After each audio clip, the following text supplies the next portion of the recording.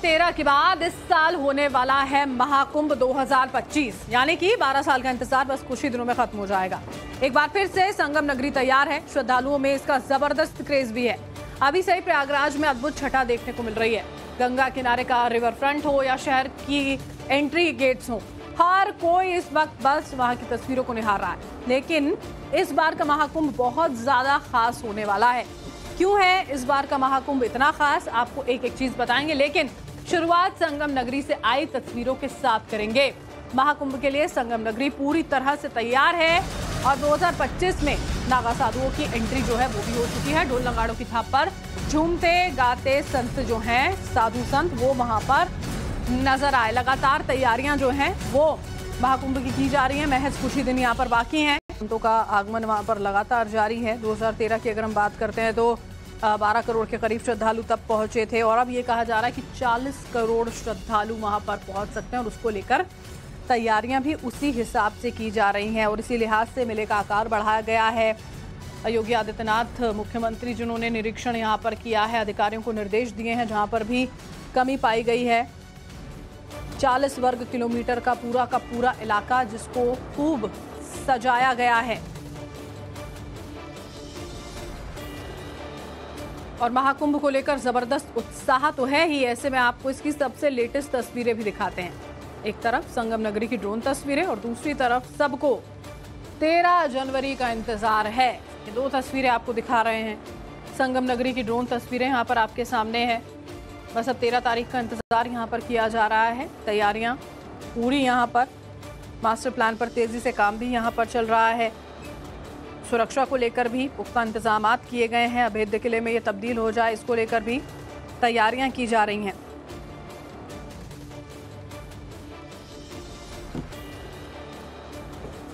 और अब चलिए आपको बताते हैं आखिर हम क्यों कह रहे हैं कि महाकुंभ है तो मुमकिन है। महाकुंभ 2025 सबसे खास और सबसे अलग कैसे है, आपको बता देते हैं। बजट की अगर हम बात करते हैं तो महाकुंभ का बजट 4 गुना बढ़ा है इस बार। 2013 से 4000 करोड़ ज्यादा होगा। अगर हम क्षेत्र की एरिया की बात करते हैं तो महाकुंभ 2025 बहुत ज्यादा बड़ा ग्रैंड होने वाला है। 2400 हेक्टेयर तक मेले का क्षेत्रफल बढ़ा है। 2013 के मुताबिक ये 2.5 गुना ज्यादा है। सुरक्षा के लिहाज से बात करते हैं तो मेले में 56 पुलिस थाने हैं, 144 चौकियां बनी है। पिछली बार से 38,000 ज्यादा जवानों की तैनाती है। श्रद्धालुओं की बात करते हैं तो 10 करोड़ से ज्यादा लोग, माफ कीजिए 40 करोड़ से ज्यादा लोग जो है पहुंच सकते हैं। मौनी अमावस्या में 4 करोड़ लोगों के पहुंचने का अनुमान है। पहुंचने के लिए ट्रांसपोर्ट कनेक्शन काफी ज्यादा दुरुस्त और बढ़िया किया गया है। बड़े शहरों से फ्लाइट की कनेक्टिविटी है। 3000 स्पेशल ट्रेनें जो हैं वो भी इसके लिए चलाई जाएंगी। सजावट की बात करते हैं, लाइटिंग, रात में भी दिन जैसी रोशनी होगी। 391 करोड़ रुपए बिजली पर यहाँ पर खर्च किए गए। इस तरह से कुंभ की तैयारी की जा रही है। आपको बता दें महाकुंभ में श्रद्धालुओं का पूरा ख्याल रखा जा रहा है। सब श्रद्धालु जो वहां पर पहुंचेंगे। मुंबई की मरीन ड्राइव की तर्ज पर 15 किलोमीटर लंबा गंगा रिवर फ्रंट बनाया गया है। इससे वहां पहुंचने वाले लोगों को जाम का तो सामना बिल्कुल भी नहीं करना पड़ेगा। ये माना जा रहा है कि समस्या बहुत कम होगी जाम की। श्रद्धालु शहर के बाहरी हिस्से से सीधे महाकुंभ में पहुंच जाएंगे। और इस रिवर फ्रंट की खासियत क्या है, खुद आप इस रिपोर्ट में देखें।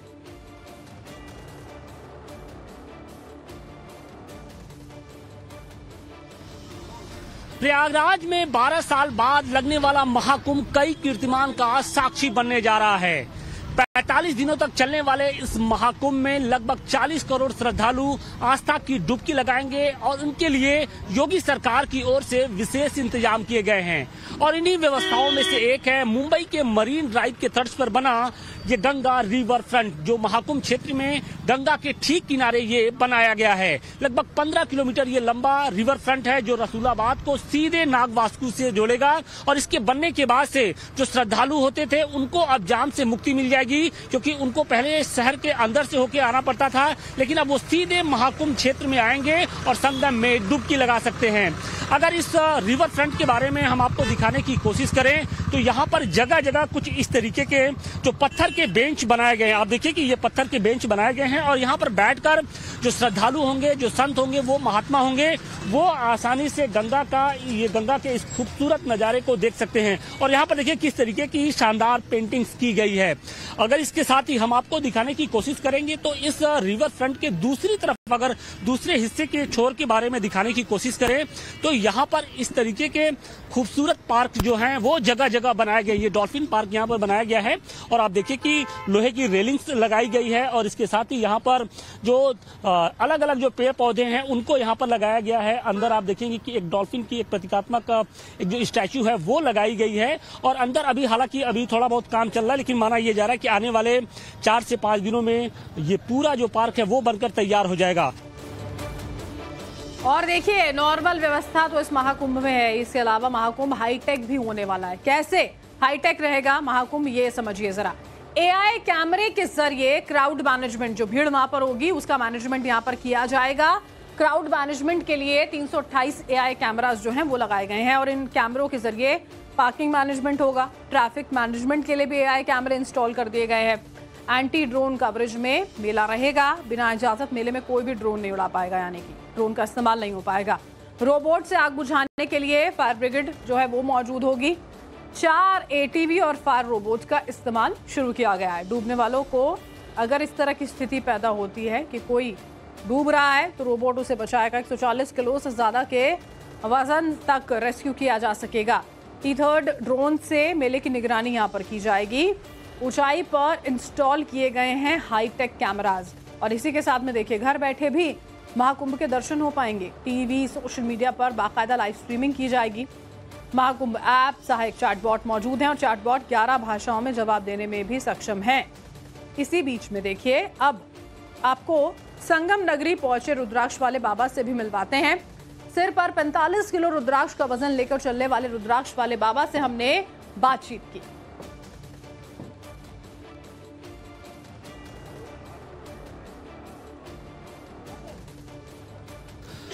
कुंभ किसान अखाड़े होते हैं और इन अखाड़ों में साधु संतों की एक अलग दुनिया बसती है। उनके रंग ढंग, उनके वेशभूषा बिल्कुल कुंभ के एक तरीके से आकर्षण होते हैं और उन्हीं साधु संतों में से एक हैं रुद्राक्ष वाले बाबा जो हमारे साथ हैं। और आप इनकी जटाओं में देखिए कि किस तरीके से जो रुद्राक्ष की माला है वो यहाँ पर हैं।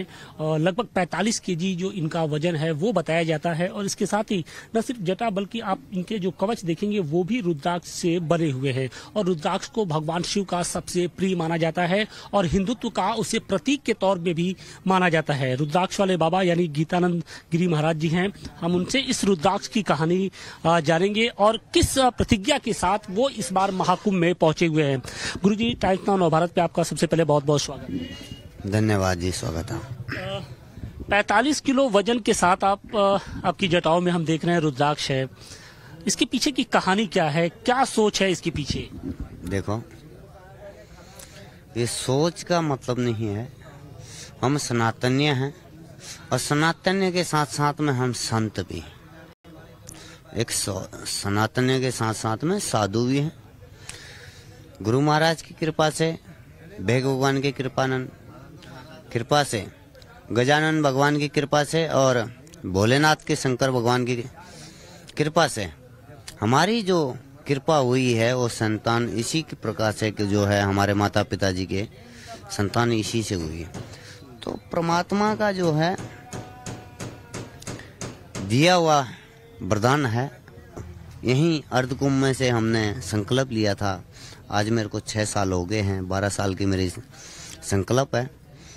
2.25 लाख इस टाइम पर रुद्राक्ष हो चुके हैं, 2.25 लाख। और मतलब पूरे शरीर पर 2.25 लाख जो नहीं, खाली सिर के ऊपर। सिर की बात। हाँ, और वेट इसका 45 केजी वजन है। तो कुंभ की तैयारियां, वहां पहुंच रहे साधु संत और उनका उत्साह जो है वो देखते ही बन रहा है। श्रद्धालु भी पूरे उत्साह के साथ वहां पर पहुंचे और उसको लेकर तैयारियां किस तरह की जा रही हैं वो भी हम आपको लगातार बता रहे हैं।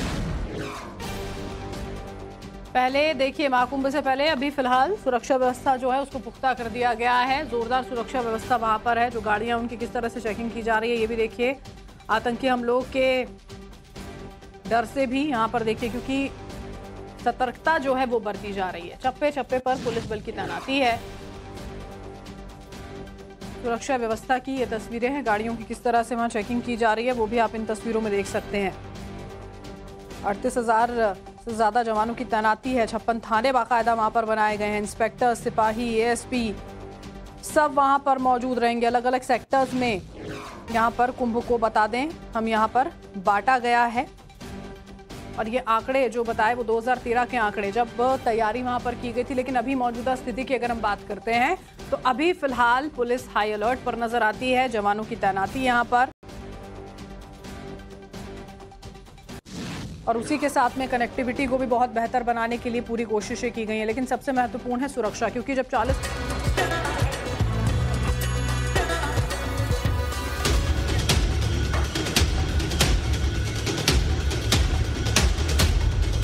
एक एक गाड़ियों की तलाशी ली जा रही है। हर संदिग्ध सामान की चेकिंग की जा रही है। हर तरफ बड़ी संख्या में पुलिस बल तैनात है। बम और डॉग स्क्वाड भी हाई अलर्ट पर है। इन तस्वीरों को देखकर अंदाजा लगाया जा सकता है कि संगम नगरी में किस तरह की सुरक्षा व्यवस्था की गई है। एक ओर जहां मेला क्षेत्र में तमाम तैयारियां जोर शोर से जारी हैं, तो वहीं दूसरी ओर सुरक्षा व्यवस्था भी बढ़ा दी गई है। पुलिस बल चप्पे चप्पे पर तैनात है और हर संदिग्ध की तलाशी ली जा रही है। पूरे मेला क्षेत्र में सघन सुरक्षा व्यवस्था के इंतजाम किए गए हैं। प्रयागराज पुलिस प्रशासन इस मामले में कोई कोताही बरतने के मूड में नहीं है। तभी तो आने जाने वाला हर कोई पुलिस प्रशासन की नजरों में है।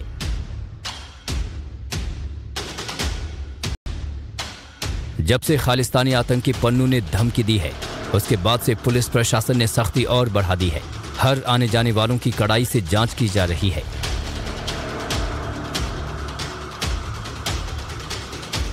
कुंभ के दौरान श्रद्धालुओं की सुरक्षा सरकार की सबसे बड़ी प्राथमिकता है।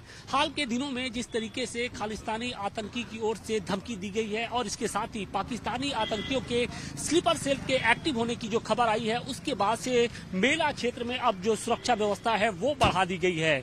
पूरे कुंभ क्षेत्र में 7 लेयर जो सिक्योरिटी है उसके अरेंजमेंट किए गए हैं। और आप देखिए कि जो सुरक्षा एजेंसियां हैं वो इस वक्त महाकुंभ की सड़कों पर उतर कर किस तरीके से जो सिक्योरिटी के पड़ताल है वो कर रही है। आप देखिए कि बम स्क्वाड के साथ साथ जो जनरल पुलिस है वो भी इस वक्त एक्टिव है और जो जितनी भी गाड़ियां हैं उनका खासतौर से पूरी तरीके से पड़ताल किया जा रहा है। एक ये जितने भी आप कर्मचारी इस वक्त देख रहे हैं कि अत्याधुनिक जो उपकरण है उससे लैस है और उसके जरिए पूरी तरीके से इनकी सिक्योरिटी की जा रही है। मुख्यमंत्री योगी आदित्यनाथ के निर्देश पर श्रद्धालुओं की सुरक्षा के लिए सभी जरूरी इंतजाम पूरे कर लिए गए हैं। देश विदेश से आने वाले श्रद्धालुओं को किसी प्रकार की असुविधा न हो पाए, इस लिहाज से विभागीय स्तर पर नोडल अधिकारी भी तैनात किए गए हैं। महाकुंभ में श्रद्धालुओं की सुविधा, सुगम व्यवस्था और सुरक्षा के लिए 6 रंग के ई पास जारी किए जा रहे हैं। इसके लिए पुलिस से लेकर अखाड़े और वीआईपी तक के लिए अलग अलग रंग के ई पास जारी किए जा रहे हैं। पाकिस्तानी आतंकियों के स्लीपर सेल के एक्टिव होने के अलर्ट के बाद पुलिस प्रशासन विशेष सतर्कता अपना रही है। पुलिस इसके लिए सरप्राइज चेकिंग पर भी जोर दे रही है। कि हम गाड़ियों की भी कर रहे हैं, मैनुअली जो यहाँ पे श्रद्धालु आ रहे हैं उनकी भी हो रही है और अलग अलग संसाधन से लोग आते हैं। कोई साइकिल से आ रहा है, कोई 2 पहिया बाइक से आ रहा है, कोई रिक्शा से आ रहा है। और फिर जो हमारे संस्थाएं हैं, जो शिविर हैं, जो पंडाल लगे हैं, जो टेंट्स लगे हैं, उनकी भी चेकिंग लगातार हो रही है। तो हम रैंडमली इसको चेक करते हैं। सरप्राइज चेक्स हमारी होती हैं कि रैंडमली हम जाके चेक करें, तो उसमें अगर कोई इस तरह की संदिग्ध गतिविधियां हैं या कोई एक्सप्लोजिव अगर लेके आ रहा है तो हम उसको पकड़ पाए। बता दें कि महाकुंभ मेला क्षेत्र के बाहरी इलाके यानी आउटर गार्डन में भी श्रद्धालुओं की सुरक्षा को मजबूत घेरा बनाया जा रहा है। इसी के तहत कमिश्नरेट प्रयागराज में अब 13 अस्थायी पुलिस थाना और 23 चौकियां बनाई गई हैं। नए अस्थायी थाना बनने से कमिश्नरेट में 44 की जगह 57 थाने हो गए हैं। शहर और ग्रामीण क्षेत्र को 8 जोन और 18 सेक्टर में बांटकर सुरक्षा इंतजाम को और पुख्ता किया जा रहा है। कुल मिलाकर ये समझ लीजिए कि इस बार महाकुंभ में 24 घंटे महासुरक्षा रहने वाली है। खुद सीएम योगी सुरक्षा इंतजामों पर नजर बनाए हुए हैं। तकनीक और हाईटेक सिक्योरिटी उपकरणों का ऐसा इस्तेमाल हो रहा है जो पहले किसी मेले में नहीं हुआ।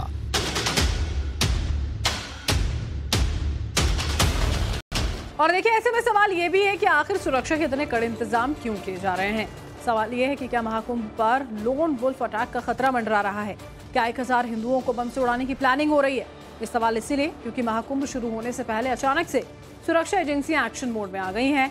पूरी संगम नगरी को 7 लेयर सिक्योरिटी के दायरे में लाया गया है। योगी की पुलिस भी हाई अलर्ट पर है। क्या है महाकुंभ में लोन वुल्फ अटैक वाली साजिश, देखिए एक्सक्लूसिव।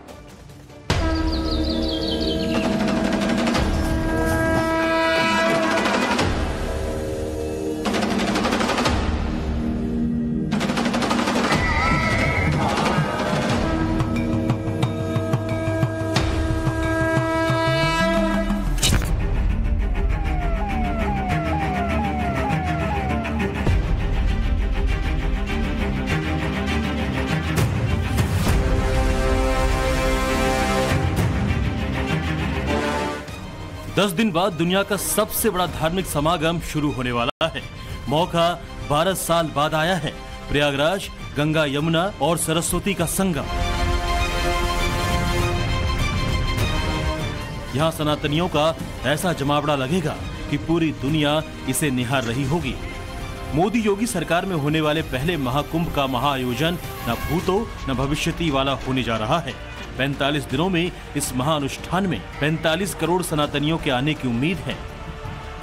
भारत और चीन को छोड़ दे तो महाकुंभ में प्रयागराज आबादी के लिहाज से दुनिया का तीसरा सबसे बड़ा देश हो सकता है।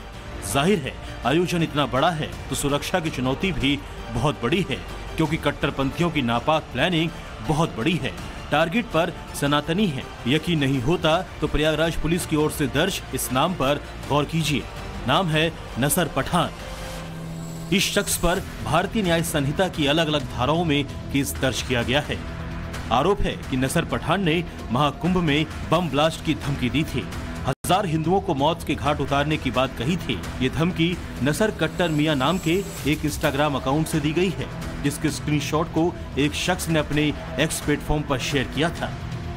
इंस्टाग्राम पर पोस्ट इस मैसेज को अब हटा दिया गया है, लेकिन पुलिस ने इस अकाउंट की लॉग शीट तैयार कर ली है। यानी कब ये मामला पहली बार सामने आया, कब एडिट हुआ और कब इसे हटाया गया, इसकी जानकारी जुटाकर नसर पठान तक पहुंचने की कोशिश की जा रही है। इंस्टाग्राम किसी यूज़र को एक अन्य यूज़र ने धमकी भरे शब्द इस्तेमाल करते हुए और अभद्र भाषा का प्रयोग करते हुए मेला क्षेत्र में कोई घटना कारित करने संबंधी संदेश दिया था। हमारी कोतवाली पुलिस को ये सूचना मिलने पर उनके द्वारा FIR दर्ज की गई है और विधिक कार्रवाई की जा रही है। शीघ्र ही अकाउंट ट्रेस करके अग्रिम कार्रवाई की जाएगी। पुलिस डिपार्टमेंट और साइबर सेल ने अब तक 6000 से ज्यादा सोशल मीडिया प्रोफाइल सर्च किए हैं। कई संदिग्धों को सर्विलांस और कॉल इंटरसेप्ट के जरिए 24 घंटे मॉनिटर किया जा रहा है। इसी कड़ी में इस रूसी नागरिक को भी सुरक्षा बलों ने पकड़ा। ये वीजा एक्सपायर होने के बाद भी श्रद्धालु कैंप में छिपा हुआ था। पूछताछ के बाद इसे डिपोर्ट किया जा रहा है। इससे पहले खालिस्तानी आतंकी पन्नू भी महाकुंभ को दहलाने की धमकी दे चुका है।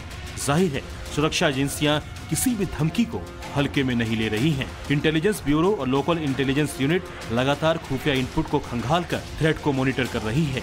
खुफिया सूत्रों के मुताबिक खालिस्तानी और पाकिस्तानी आतंकी प्रॉक्सी नाम से महाकुंभ को टारगेट कर सकते हैं। उन्होंने अपने स्लीपर सेल को एक्टिव करने का काम भी शुरू कर दिया है। सूत्रों से जो जानकारी हासिल हो रही है उसके मुताबिक यूपी की लोकल इंटेलिजेंस यूनिट यानी LIU की ओर से ये दावा किया गया है कि आतंकी साधु, पुजारी, अघोरी और यहाँ तक कि गेरुआ वस्त्र धारण कर कुंभ मेले में एंट्री की कोशिश कर सकते हैं। और कुछ ऐसे ही इनपुट्स इंटेलिजेंस ब्यूरो की रिपोर्ट में भी दिए गए हैं। इस अलर्ट के हर एंट्री पॉइंट पर रजिस्टर लेकर पुलिस वाले खड़े दिखाई दे रहे हैं। गाड़ी से मेले में आने वालों के नाम, पता और मोबाइल नंबर लिए जा रहे हैं। आधार कार्ड से उनका मिलान करवाया जा रहा है। इतना ही नहीं, जिन गाड़ियों पर संदेह हो रहा है उनकी कड़ी जांच पड़ताल भी की जा रही है। संदिग्ध गाड़ी और लोगों की तस्वीरें खींचकर उनका मिलान पुलिस के पास मौजूद डेटाबेस से किया जा रहा है। अगर हम महाकुंभ मेला क्षेत्र में अगर सुरक्षा व्यवस्था की बात करें तो यहाँ पर आप देख सकते हैं चौराहों पर जो है CCTV जो है हाईटेक कैमरे यहाँ पर लगाए गए हैं। गंगा, यमुना, नर्मदा, सिंधु, व्यास, ये सारी नदियां जब आज भी मौजूद हैं तो सरस्वती नदी आखिरकार कहां विलुप्त हो गई? कैसे देश की सबसे महान नदियों में से एक सरस्वती का अस्तित्व आज ढूंढने पर भी नहीं मिलता? ये सवाल हर उस श्रद्धालु के मन में उठ रहा है जो इस बार महाकुंभ स्नान करने जाने वाले हैं। लोगों की आस्था में जीवित इस नदी की चर्चा हर तरफ हो रही है। सवाल यहां तक उठ रहे हैं कि क्या इस बार कुंभ में सरस्वती नदी के भी दर्शन होने वाले हैं? दिखाते हैं आपको पूरी पड़ताल।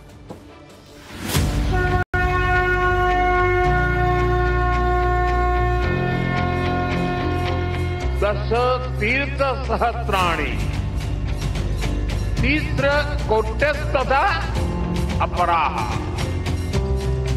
सम आगच्छन्ति माध्यातु प्रयागे भरतर्षभ।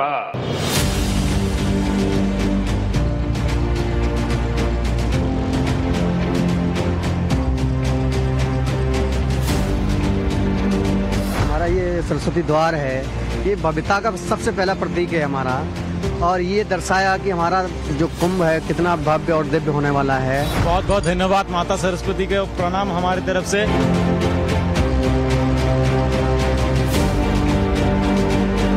चाहे साधु संत हों, चाहे महात्मा हों, चाहे श्रद्धालु हों, चाहे पर्यटक हों या चाहे प्रयागवासी, इस बार महाकुंभ में सबकी जुबान पर एक नाम कॉमन है, वो है सरस्वती।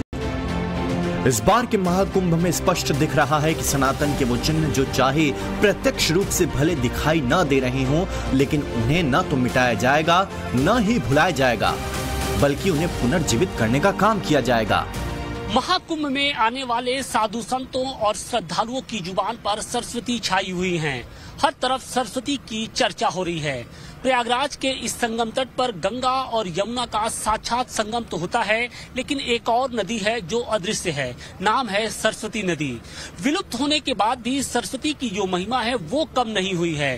कहा यह जाता है कि सरस्वती की एक जो धारा है वो भूमिगत होकर गंगा और यमुना के साथ मिलती है और अदृश्य जो संगम है उसका निर्माण करती है। जिस नदी का जिक्र ऋग्वेद में 60 बार किया गया, जिस नदी को नदियों में सर्वश्रेष्ठ बताया गया, जिस नदी को ब्रह्मा की पुत्री कहा गया, जिस नदी के किनारे महाभारत का युद्ध लड़ा गया, आज उस नदी का प्रत्यक्ष रूप से कोई निशान नहीं है। वो नदी है सरस्वती नदी। मान्यता है कि आज भी गुप्त तरीके से जमीन के नीचे बहती है और इसका जल आज भी प्रयाग में मौजूद है। सरस्वती भले सामान्य आंखों से न दिखाई दे, पर आस्था की आंखों से ये आज भी शाश्वत हैं। प्रयाग में सरस्वती है तभी संगम है।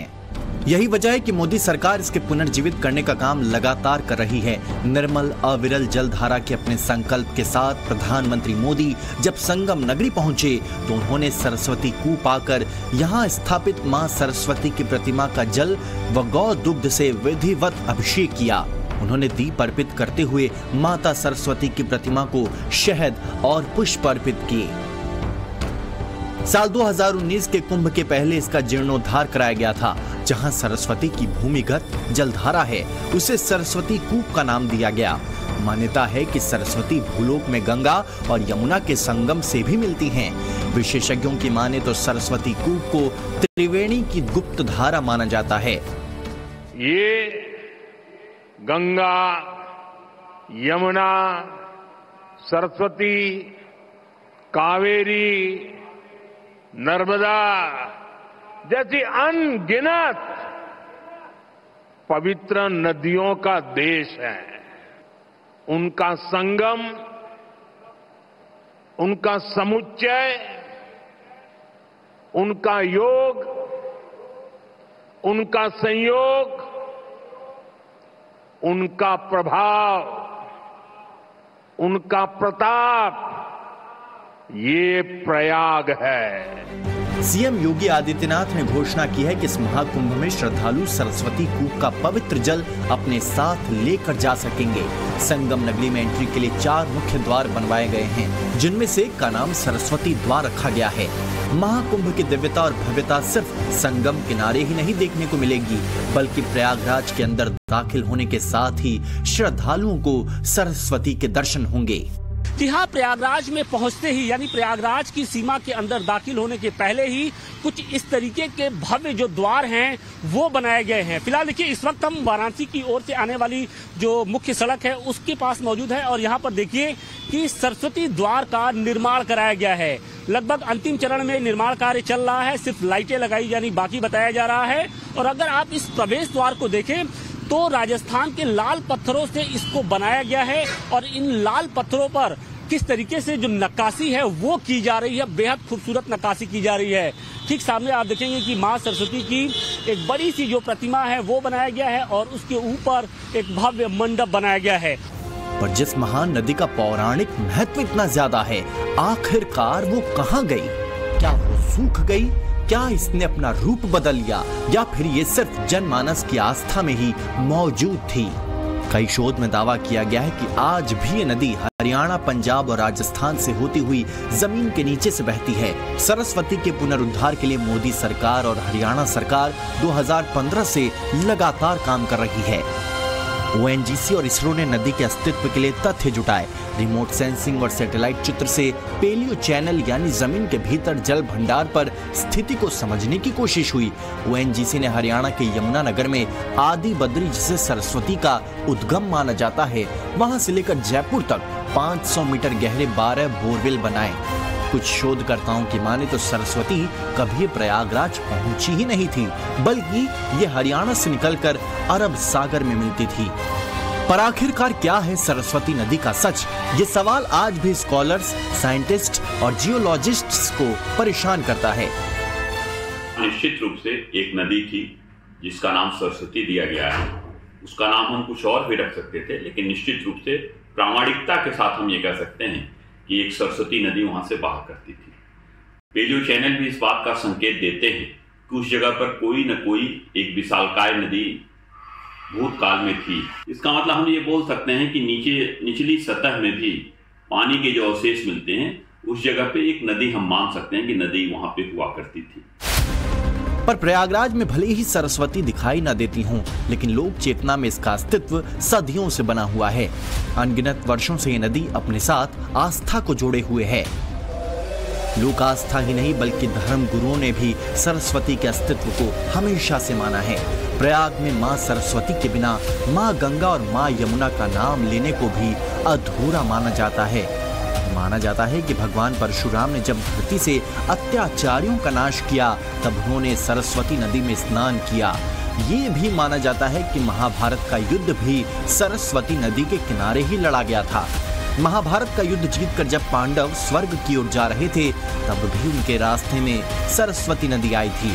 इसके अलावा ऋग्वेद में सरस्वती को ऋतावरी का नाम दिया गया है। सरस्वती विलुप्त नहीं हुई है, उन्होंने मर्यादा का पालन किया है, गणेश भगवान के आदेश का पालन किया है। उनको विलुप्त कैसे कह सकते हैं? वो तो अपने आप में हैं, दिव्य हैं, और दिव्य वस्तु हो या कोई भी हो, देवी देवता हो, वो विलुप्त नहीं होते हैं। जिस नदी के होने के हमारे पौराणिक इतिहास में इतने प्रमाण हैं, वो भारत की धरती से कैसे गायब हो सकती है? जब गंगा, यमुना, सतलज, व्यास और सिंधु आज भी मौजूद हैं, तो सरस्वती नदी आखिरकार कहाँ गई? ये सवाल कुंभ दर्शन करने आए श्रद्धालुओं के मन में भी उठते हैं। लेकिन गंगा यमुना तो दिखती है, सरस्वती नहीं दिखती है। तो गुप्त है ना, बीच में है, गुप्त है, वो दिखती नहीं है, नाम है उनका बस, लेकिन है। उनकी सारी मनोकामनाएं गंगा माई और यमुना माई, सरस्वती माई पूर्ण कर देती हैं। सरस्वती माँ तो दिखती नहीं है, तो है तो यहीं पर है, जैसे बाबा विश्वनाथ का दिखते हैं, मूर्ति है। इस बार योगी जी ने सरस्वती के नाम पर एक भव्य द्वार बनवाया है। अभी वो देखिए वहाँ भी बन गया। जी, एक भव्य द्वार बनवाया है। उसको लेकर आप लोग क्या कहेंगे? किस तरीके से सनातन को लेकर वो आगे बढ़ रहे हैं? बहुत आगे बढ़ेंगे। अभी जब बनवा दिए हैं तो सरस्वती माई जी हो सकता है कुछ दिन में अपना उत्कर्ष भी कर दे। कई दावे ये भी किए जाते हैं कि सरस्वती नदी आज भी जमीन में थार रेगिस्तान के नीचे बह रही है और आखिर में कच्छ में जाकर अरब सागर में मिल जाती है। हालांकि इन दावों में कितनी सच्चाई है, इसकी तलाश लगातार शोधकर्ता और जियोलॉजिस्ट कर रहे हैं। पर इन तथ्यों का असर ही देखिए कि हाल में जब राजस्थान के जैसलमेर में ट्यूबवेल की खुदाई के दौरान अचानक तेज रफ्तार से पानी की धारा फूट पड़ी, तो सोशल मीडिया और आसपास के लोगों ने इसे चमत्कार कह दिया। सोशल मीडिया पर यह भी दावे होने लगे कि विलुप्त सरस्वती नदी है जो प्रकट हुई है। हालांकि भूवैज्ञानिकों ने इस बात को सिरे से खारिज कर दिया। बोरवेल से खारा पानी क्यों निकला, फिलहाल इसकी जांच की जा रही है। पर सच तो ये है कि जिस नदी के बारे में पुराणों में वर्णन है, जिसकी कहानियां लोग सुनते और पढ़ते हैं, वो उस नदी को किसी भी तरह से ढूंढना चाहते हैं। यही वजह है कि इस दिव्य महाकुंभ में इस बार श्रद्धालु सरस्वती की खोज करते हुए पहुंच रहे हैं। प्रयागराज से आशुतोष सिंह के साथ bureau report, times now Navbharat.